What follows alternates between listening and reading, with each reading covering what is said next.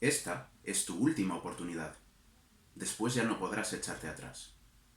Si tomas la píldora blanca, fin de la historia. Volverás a tu casa y creerás que el arte solo son cosas bonitas y muy difíciles de hacer. Si tomas la negra, te quedarás en el país de las maravillas y te enseñaré cómo de profundo puede ser el arte. Recuerda, lo único que te ofrezco es la verdad, nada más. Tú eres muy listo, Luis. Tú me quieres llevar al huerto. Claro, me haces así una pregunta como despreocupada. Oye, ¿crees que una inteligencia artificial puede hacer arte? Y así como que no quiere la cosa, me llevas a la pregunta que casi me ha costado la vida en redes sociales esta semana. Porque la pregunta que está detrás de si una inteligencia artificial puede hacer arte es ¿qué es el arte? No voy a caer en ese charco. Me lo estás poniendo muy discretamente, pero lo voy a saltar, fíjate. Porque voy a ir directamente a por la producción artística. Claro, a lo mejor lo fácil es pensar que una inteligencia artificial no puede hacer arte. Y hay muchos debates al respecto. Os voy a dejar una serie de enlaces debajo sobre debates que hay más o menos sociales por parte de filósofos, por parte de teóricos del arte, al respecto de si una inteligencia artificial puede o no puede hacer arte. Pero yo voy a ir directamente a lo más intuitivo, es decir, no me voy a poner ni teórico ni nada parecido. Si decimos que no, entiendo que decimos que una inteligencia artificial no puede hacer arte porque no sería una obra creada por el ser humano. Entonces estamos asociando el arte estrictamente a lo que puede hacer un ser humano. Y le estamos negando la capacidad de hacer arte a cualquier, llámale como quieras, entidad, que no sea un ser humano. Podría comprar esto. Pero entonces, ¿qué ocurre en los casos que ya tenemos en los que inteligencias artificiales o sistemas automáticos más o menos autónomos crean arte o partes del arte? Porque a día de hoy ya consumimos arte y artes, audiovisuales fundamentalmente, donde ya hay sistemas automatizados, puedes llamarles o no inteligencia artificial, pero son sistemas que de manera automática mejoran o realizan una parte del trabajo artístico. Piensa, por ejemplo, en el autotune. No sé si sabéis lo que es el autotune. El autotune es un programa, un sistema informático que cambia la afinación de lo que alguien está cantando. Si no lo sabéis, os voy a dejar el enlace a un vídeo de Jaime Altozano que lo explica fantásticamente bien. El autotune se hizo muy famoso en su momento con la cantante Cher, y a día de hoy es muy famoso porque en el trap, en el reggaetón, se utiliza como efecto estético. Es decir, simplemente porque les gusta cómo suena la voz pasada por este programa. Pero la realidad es que también se usa muchísimo el autotune para mejorar interpretaciones que no alcanzan unos mínimos de afinación, fundamentalmente. Y eso se hace. Y os puedo asegurar que se hace mucho. Yo he participado en grabaciones profesionales en las que se ha usado abundantemente el autotune, no con un efecto estético, sino para mejorar una pista de sonido que no era aceptable, que estaba desafinada. Entonces se ha ido afinando digitalmente. Claro, ¿esto qué es? La persona que canta y su voz pasa por el autotune, ese arte que estamos recibiendo, esa música, es completamente humana, es completamente arte.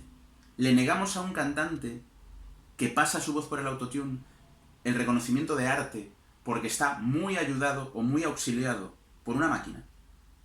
Ahí ya empezamos a entrar en cosas muy complicadas. Me diréis, bueno, claro, está mejorando la percepción de lo que está emitiendo el cantante. Es decir, el cantante canta y el autotune lo mejora. Por lo tanto, igual ahí tenemos alguna duda. Ya, pero es que vemos muy claro que el autotune es un instrumento de mejora. Pero a lo mejor no vemos otros instrumentos de mejora en la música que llevamos utilizando mucho tiempo. Y ya los tenemos naturalizados. Por ejemplo, el micrófono. Un micrófono es un instrumento de mejora. Y es cierto que lo que se transmite a través de la megafonía en un concierto, del sistema de sonido de un concierto, es lo que están interpretando los que están encima del escenario, normalmente encima del escenario. Pero no es menos cierto que sin ese micrófono cambiaría muchísimo las posibilidades de dar ese concierto. Porque para empezar, en voz natural, como sabéis si vais a la ópera, hay que cambiar la forma de cantar. Es más difícil, es mucho menos accesible. Tened en cuenta que muchos de los músicos que escuchamos todos los días cantar, ellos en realidad cantan muy bajito, porque graban el disco en estudio, no necesitan dar mucho volumen. Y si puedes cantar muy bajito, o puedes cantar sin dar mucho volumen, puedes hacer una serie de adornos mucho más fácilmente que si tienes que cantar a plena voz, como cantaría un cantante de ópera. Así que el micrófono también está mejorando lo que un cantante puede hacer. Incluso estamos acostumbrados a escuchar guitarras eléctricas, Y las guitarras eléctricas normalmente las usamos o las escuchamos con sistemas de distorsión. Y esa distorsión no es ni más ni menos que una máquina que está creando un sonido. En todos estos ejemplos, soy consciente de que hay un elemento humano. Es decir, hay un ser humano que toca la guitarra y luego hay una serie de máquinas que cambian el resultado. Pero no deja de ser cierto que ese ser humano que toca la guitarra, o ese ser humano que canta por un micrófono, o que pasa su voz por un autotune, están utilizando una ayuda maquinal, una ayuda no humana, una ayuda ni siquiera viva, es decir, un sistema que no es muy diferente de una inteligencia artificial, para mejorar muchísimo lo que están haciendo. Claro, en la música tenemos un montón de ejemplos de esto, pero no solo en la música. Pensad en la animación. Ahora que se utiliza mucho la animación computerizada, hay partes enteras de la animación computerizada que las hace una máquina, sola. Porque, pues, si hay que rellenar tramas, si hay que repetir una serie de patrones, tener a un animador repitiendo manualmente esos patrones, pues tampoco tiene mucho sentido. Y ahí eso me lleva a otra idea. Si un artista humano hace una obra de arte simplemente de manera mecánica repetitiva, es decir, como si fuera una máquina, ¿eso es una obra de arte o no? Por ejemplo, en la época de los dibujos animados completamente manuales, tipo Walt Disney, cuando los copistas de esos dibujos, recordad que tenían que hacer miles y miles de dibujos, que luego pasaban uno detrás de otro, fotograma a fotograma, para dar la sensación de movimiento a la que estamos acostumbrados. La gente que simplemente estaba copiando los dibujos, para hacer pequeñas diferencias en el movimiento, y que nosotros viésemos a los enanitos de Blancanieves mover un brazo, esa gente está haciendo arte. Porque sí, están dibujando con sus manos, pero en realidad están funcionando como máquinas. Y si una máquina puede hacerlo, ¿qué diferencia exactamente hay? Podremos decir que una es animación artesanal y que otra es animación hecha con ayuda de mecanismos informáticos o de otro tipo. Al final esta idea está mucho más presente en las artes de lo que pensamos. Luego tenemos artes, como puede ser la arquitectura, la construcción o el cine, donde hay un montón de elementos que están jugando dentro de un producto artístico y que no sé si les vamos a reconocer el derecho a ser arte a todos. Por ejemplo, los peluqueros y peluqueras que participan en una película están haciendo arte, porque los peluqueros y peluqueras que participan en una película son fundamentales para el resultado final estético de esa película. Los electricistas que colocan el cableado para que la iluminación de la película o de las cámaras cinematográficas sea correcta, es decir, para que llegue la electricidad y se pueda hacer la película, esa gente participa del acto artístico. Fijaos que me estoy yendo, parece mucho por las ramas, pero en realidad lo que estoy preguntando es si somos conscientes de que hay muchos elementos en una creación artística, o que damos universalmente como artística, que no son necesariamente artísticos, y que en algunos casos esos procesos se pueden sistematizar a través de una máquina.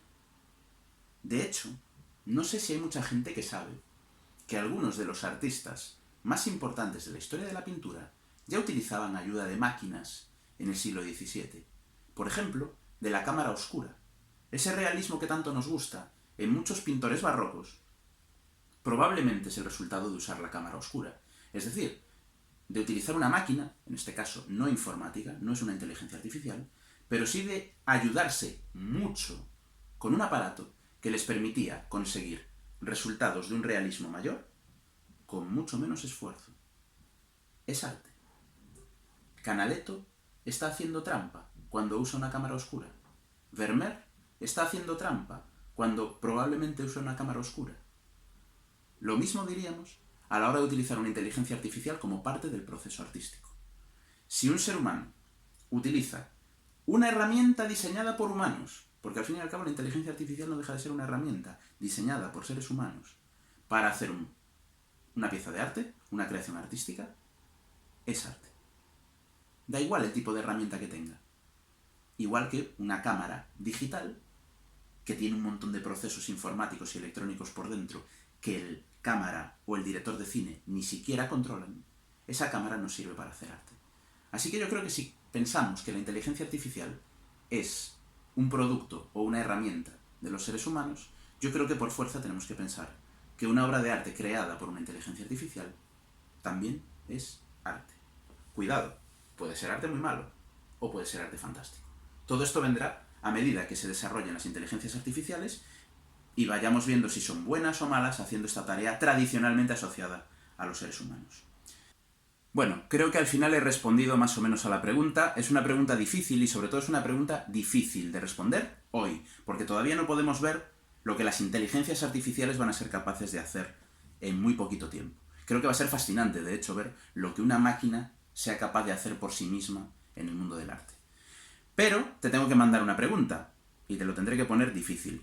Hemos estado peleándonos sobre qué es arte, qué no es arte, cuáles son los límites del arte. Me fascina que haya gente que se apasione tanto, tanto, tanto cuando se desafía su concepto de arte, lo que significa que la cultura y el arte interesan, generan debate y generan polémica. Y te voy a hacer una pregunta que va un poquito en esa dirección, pero voy a coger la esquina complicada.